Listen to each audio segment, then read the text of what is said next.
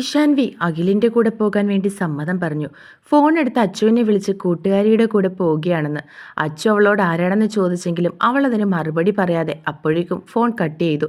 കഫേയിൽ നിന്നും ഇറങ്ങിയ ഇഷാനിയെയും അഖിലിനെയും ഒരു ബ്ലാക്ക് സ്കോർപിയോ ഫോളോ ചെയ്തു. കുറച്ചു ദൂരം കഴിഞ്ഞതും അവർക്ക് മുൻപിലേക്ക് ആ വണ്ടി സഡൻ ബ്രേക്ക് ഇട്ട് നിന്നു. വാട്ട് ദ അഖിൽ വണ്ടിയുടെ സ്റ്റിയറിംഗിൽ അടിച്ചുകൊണ്ട് പറഞ്ഞു. ആ വണ്ടിയിൽ നിന്നും മുഖം മറിച്ച് കുറച്ചുപേരിറങ്ങി. കയ്യിൽ ഗണ്ണുമുണ്ടായിരുന്നു. അത് കണ്ടതും അഖിലും ഇഷാനിയും പരസ്പരം നോക്കി. അവർ വണ്ടിയിൽ നിന്നും ഇറങ്ങി ഓടാൻ നിന്നതും വന്നവരവരെ തടഞ്ഞു. ഇരുവരെയും അവർ കൈകൾ ബന്ധിച്ച് കണ്ണുകൾ കെട്ടി. തിരക്ക് പിടിച്ച റോഡിൽ നിന്ന് ഒരുപാട് ദൂരം പോയ ബ്ലാക്ക് താറിന്റെ പിറകിൽ ഒരു ബ്ലാക്ക് ഫോർച്യൂണർ ഉണ്ടായിരുന്നു.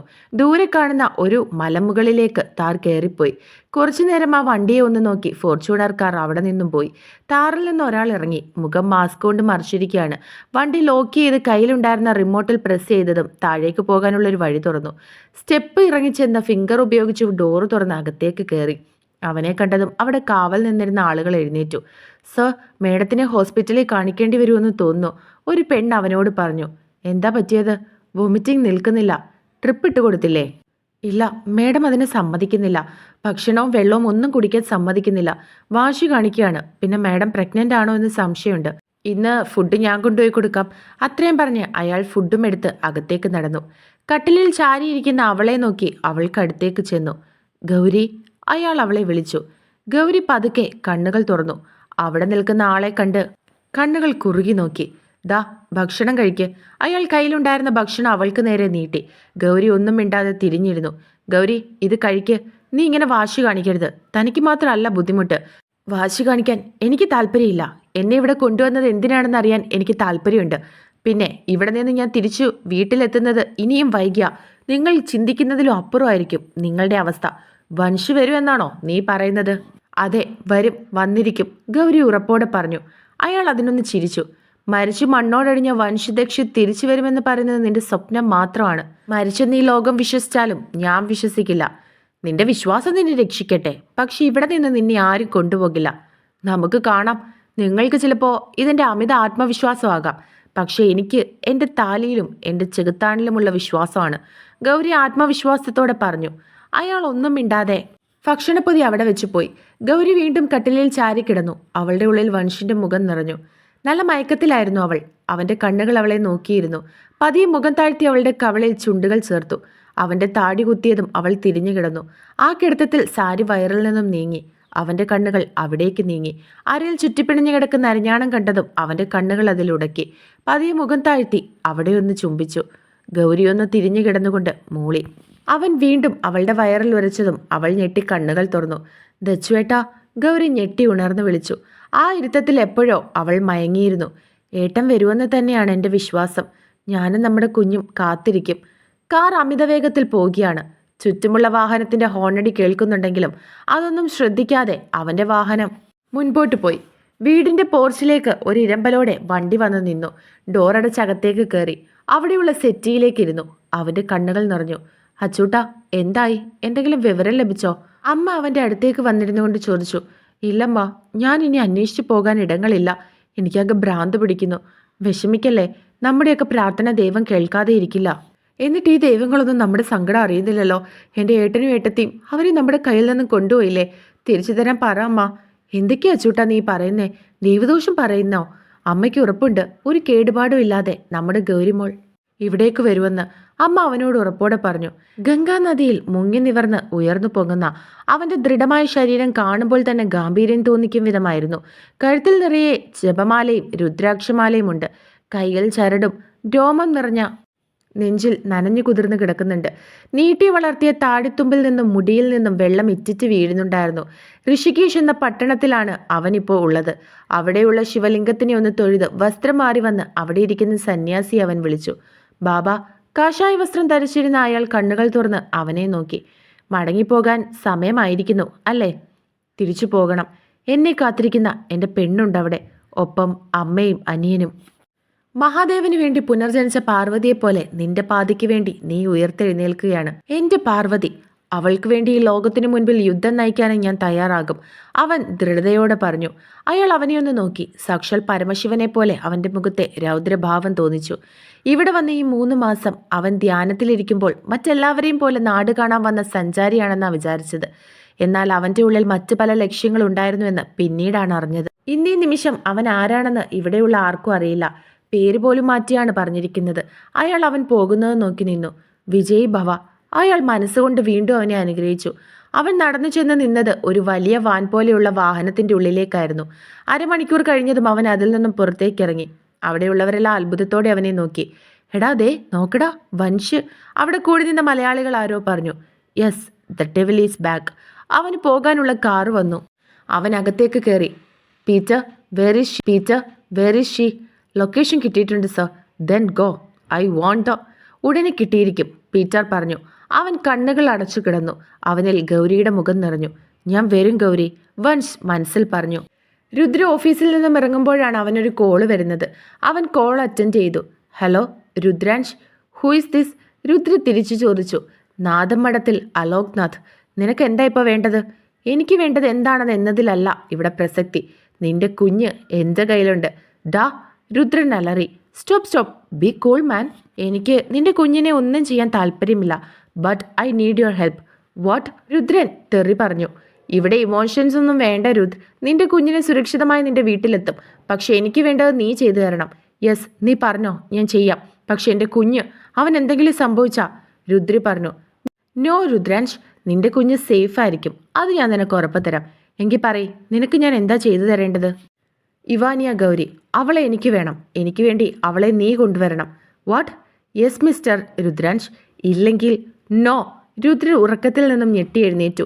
അടുത്ത് കിടക്കുന്ന ശിവ അവൻ്റെ ശബ്ദം കേട്ട് ഞെട്ടി എഴുന്നേറ്റിരുന്നു. എന്തു പറ്റി അൻഷി? നത്തിങ്. രുദ്രൻ മുഖം തുടച്ചുകൊണ്ട് പറഞ്ഞു. ശിവ പോയി ജഗ്ഗിൽ നിന്നും വെള്ളം എടുത്തുകൊണ്ട് കൊടുത്തു. രുദ്രൻ അത് വാങ്ങി കുടിച്ചു. രുദ്രൻ ബെഡിൽ നിന്നും എഴുന്നേറ്റ് ബാൽക്കണിയിലേക്ക് പോയി. കുഞ്ഞുങ്ങളെ ഒന്ന് നോക്കി ശിവയും അവൻ്റെ പുറകെ പോയി. അൻഷി. പുറത്തേക്ക് ദൃഷ്ടി പതിച്ചു നിൽക്കുന്ന രുദ്രനെ ശിവ വിളിച്ചു. രുദ്രൻ ഒന്നും മിണ്ടാതെ അങ്ങനെ നിന്നു. അവൻ്റെ ഉള്ളിൽ താൻ ചെയ്ത തെറ്റ് തലയ്ക്ക് മുകളിൽ നിൽക്കുന്നത് പോലെ തോന്നിച്ചു. ഈവനിങ് ടൈമിൽ കുഞ്ഞുങ്ങളുമായി പുറത്തേക്ക് ഇറങ്ങിയതായിരുന്നു ശിവ. കൂടെ പ്രിയയും ഉണ്ടായിരുന്നു. ശിവ വന്നതോടുകൂടെ പ്രിയ ഓക്കെ ആയി. കുഞ്ഞുങ്ങളുടെ ഒപ്പം കൂടി അവളുടെ മൈൻഡെല്ലാം മാറ്റിയെടുത്തു. അതുകൊണ്ട് അവളെയും കുട്ടി കുഞ്ഞുങ്ങളുടെ കൂടെ ഔട്ടിങ്ങിന് പോകുന്നത് പതിവാണ്. അങ്ങനെ പാർക്കിലിരിക്കുകയാണ്. അതിനിടയിൽ കുഞ്ഞ് കുറുമ്പ് കാണിച്ച് കരയാൻ തുടങ്ങിയതും ശിവ അവനെ എടുത്ത് കാറിൻ്റെ അടുത്തേക്ക് ചെന്ന് ഫീഡിംഗ് ബോട്ടിലെടുത്ത് കുഞ്ഞിന് പാല് കൊടുത്തു. മറ്റേയാൾ പ്രിയയുടെ അടുത്തിരിക്കുകയാണ്. അവിടെ കളിക്കുന്ന കുട്ടികളെ നോക്കി ചിരിക്കുന്നുണ്ട്. കുഞ്ഞുങ്ങളിൽ ഒരാൾ രുദ്രൻ്റെയും ശിവയുടെയും ഗൗരവമാണ് കിട്ടിയിരിക്കുന്നത്. എന്നാൽ മറ്റേയാൾക്ക് ഗൗരവം ഒട്ടുമില്ലാതെ ചിരിച്ചുകൊണ്ടിരിക്കും. കുഞ്ഞുങ്ങളെ ഇരുത്തുന്ന ട്രോളിയിലാണ് കുഞ്ഞിനെ ഇരുത്തിയിരിക്കുന്നത്. പ്രിയ കുഞ്ഞിനെ കളിപ്പിച്ചുകൊണ്ടിരിക്കുന്ന സമയം ഒരാൾ വന്ന് എന്തോ ചോദിച്ചു. ആ നിമിഷം കുഞ്ഞിൽ നിന്നും അവളുടെ ശ്രദ്ധ മാറിയതും ആരോ കുഞ്ഞിനെ എടുത്തുകൊണ്ടുപോയി. അവളോട് സംസാരിച്ചു നിന്നിരുന്ന ആളും അവിടെ നിന്ന് പോയിരുന്നു. പെട്ടെന്നായതുകൊണ്ട് പ്രിയയ്ക്ക് ഒന്നും ചെയ്യാൻ കഴിഞ്ഞില്ല. പെട്ടെന്ന് ബോധം വന്നതുപോലെ പ്രിയയുടെ അടുത്തേക്ക് ചെന്ന് കാര്യം പറഞ്ഞതും ശിവയും ഞെട്ടി. പിന്നെ ഒന്നും നോക്കാതെ വേഗം രുദ്രനെ കോൾ ചെയ്തു. അപ്പോഴാണ് അറിയുന്നത് രുദ്രന് വേണ്ടിയുള്ള ട്രാപ്പാണെന്ന്. എങ്കിലും രുദ്രൻ ശിവയ്ക്ക് വാക്ക് നൽകി, കുഞ്ഞിനെ ഒരു പോറൽ പോലും ഏൽപ്പിക്കാതെ എത്തിക്കാമെന്ന്. പക്ഷെ അതിനുവേണ്ടി രുദ്രൻ ചെയ്തത് അവൻ്റെ ഗാർഡ്സിനെ വിട്ട് ഗൗരിയെ തട്ടിക്കൊണ്ടുവന്നു. അലോകിന് സഹായിയായി ഇഷാനി ഉണ്ടായിരുന്നു. അതുകൊണ്ട് തന്നെ രുദ്രൻ എളുപ്പമായി. ഇവിടെ ഇല്ല എന്ന ധൈര്യത്തിൽ അലോക് അങ്ങനെ ഒരു സാഹസത്തിന് മുതിർന്നത്. ഇനി ഒരു അറ്റാക്ക് വൻഷിൽ നിന്നും ഉണ്ടായാൽ തന്നെ രുദ്രനെ പോലെ ഒരു കരുത്തൻ വേണമെന്നതുകൊണ്ടാണ് രുദ്രനെ ഇങ്ങനെ ഒരു കളിക്ക് ഇറക്കിയത്. രുദ്രന്റെ ഒരു പേഴ്സണൽ സ്റ്റേയിലാണ് ഗൗരിയെ താമസിപ്പിച്ചിരിക്കുന്നത്. അലോക് തിരിച്ചു നാട്ടിലെത്തും വരെ ഗൗരി അവിടെ താമസിപ്പിക്കാൻ പറഞ്ഞത് അലോക് തന്നെയാണ്. ഗൗരി ബെഡിൽ കിടക്കുകയാണ്. ബെഡിൽ നിറയെ അവളുടെ മുടി പരന്നു കിടക്കുന്നുണ്ട്. മുടി അഴിച്ചിട്ട് നെറുകയിൽ കട്ടിയിൽ സിന്ദൂരമിട്ട് ഗൗരിയെ കാണുന്നത് വൻഷിന് ഒത്തിരി ഇഷ്ടമാണ്. മുഖത്തെ ക്ഷീണത്തിലും അവളുടെ ഉള്ളിൽ എളിഞ്ഞത് അവളെ അങ്ങനെ കാണുമ്പോൾ വൻഷിന്റെ കണ്ണിൽ വിടരുന്ന ഭാവമായിരുന്നു. ഒരിക്കൽ തറവാട്ടിലൊരു സന്ധ്യ നേരത്ത് കുളി കഴിഞ്ഞ് നെറ്റിയിൽ ഭസ്മക്കുറി തൊട്ട് നെറുകയിൽ സിന്ദൂരം തൊട്ട് ബാൽക്കണിയിൽ ഇരിക്കുകയാണ് അവൾ. തൊട്ടുപുറകിൽ അവൻ വന്ന് നിന്നതൊന്നും അറിയാതെ അവന്റെ ഓർമ്മയിൽ ചിരിച്ചുകൊണ്ട് പുറത്തേക്ക് നോക്കിയിരിക്കുന്ന തന്റെ മുഖം പിടിച്ച് അവന്റെ മുഖത്തേക്ക് അടുപ്പിച്ചു. പെട്ടെന്നായതുകൊണ്ട് ഞെട്ടി മുഖമുയർത്തി നോക്കിയതും ആ ചുണ്ടുകൾ അവന്റെ നെറ്റിയിൽ പതിഞ്ഞു കഴിഞ്ഞിരുന്നു. അന്ന് സന്ധ്യ മയങ്ങുന്നേരം പ്രണയം കൈമാറുമ്പോൾ ആ മുഖത്ത് വിരിഞ്ഞ വശ്യമായ നോട്ടം കവിളിനെ വല്ലാതെ ചുമപ്പിച്ചു. അവനെ വീണ്ടും തന്നിലേക്ക് ചേർത്ത് പിടിച്ചു മടുക്കുവോളം ചുംബിച്ചു. അവന്റെ കാതിൽ സ്വകാര്യമായി മൊഴിഞ്ഞത് ഇതായിരുന്നു: എനിക്ക് മാത്രമായി ഇങ്ങനെ ഒരുങ്ങണമെന്ന്. സമ്മതമായി ആ ചുണ്ടിലൊന്ന് മുത്തി. കണ്ണുകളടച്ച ഓർമ്മയിൽ ആ ദിനം തേടി. അന്ന് നൽകിയ അവന്റെ ചൂടും മണവും ഇന്നും നിലനിൽക്കുന്നത് പോലെ. ഗൗരി. കണ്ണുകൾ അടച്ചു കിടന്ന അവൾ കണ്ണുകൾ തുറന്നു നോക്കി. മുന്നിൽ നിൽക്കുന്ന ആളെ കണ്ട് അവൾക്ക് വിശ്വസിക്കാനായില്ല. രുദ്രേട്ടാ, മോളെ, ഏട്ടനാണോ എന്നെ ഇങ്ങോട്ട് കൊണ്ടുവന്നത്? അല്ല, പിന്നെ ഏട്ടൻ എങ്ങനെ ഇവിടെ? ജീവൻ രക്ഷിച്ചതിനുള്ള പ്രതിഫലമാണോ? അല്ല മോളെ, ഒരു നിമിഷം ഞാനും സ്വാർത്ഥനായിപ്പോയി. രുദ്രൻ അവളുടെ കയ്യിൽ മുഖം ചേർത്തുകൊണ്ട് പറഞ്ഞു. എന്നെ ഇവിടെ എത്തിക്കാനുള്ള എന്ത് സ്വാർത്ഥതയാ ഏട്ടനുണ്ടായത്? എൻ്റെ മോനെ വെച്ച് അവർ വിലപേശി. ഒരച്ഛനായി ഞാൻ സ്വന്തം കുഞ്ഞിന് വേണ്ടി എല്ലാം മറന്നു. അപ്പോൾ ഞാൻ എൻ്റെ കുഞ്ഞിനെ എന്ത് ചെയ്യൂ ഏട്ടാ? രുദ്രൻ ഞെട്ടി അവളെ നോക്കി. അവൻ്റെ കണ്ണുകൾ അവളുടെ ഉദരത്തിൽ ചെന്നെത്തി. എല്ലും തോലുമായ ശരീരത്തിൽ അല്പം പൊങ്ങി നിൽക്കുന്ന വയർ. അവൻ പിന്നിലേക്ക് നീങ്ങി വേച്ച് വീഴാൻ പോയി. തറയിലേക്ക് മുട്ടുകുത്തി നിന്ന് തലയിൽ കൈതാങ്ങി.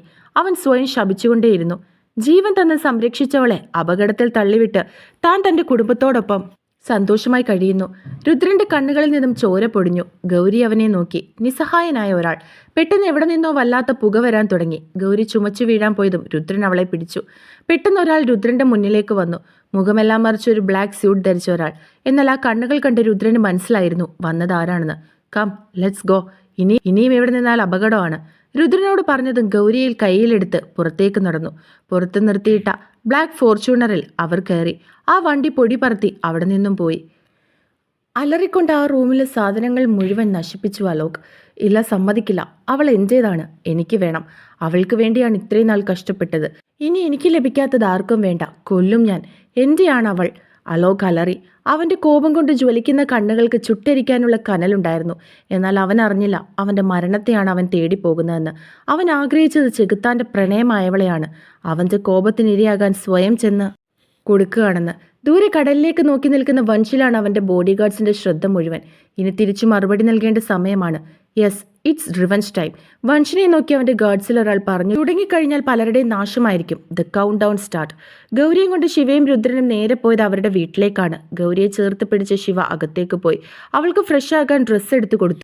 ഫ്രഷായി വന്ന ഗൗരിക്ക് ഭക്ഷണം കൊടുത്തു. അപ്പോഴേക്കും രുദ്രൻ ഒരു ഡോക്ടറെ വിളിച്ചുകൊണ്ട് വന്നു. ഗൗരി ഒന്ന് പരിശോധിച്ച് കുറച്ച് മെഡിസിനും കൊടുത്തു.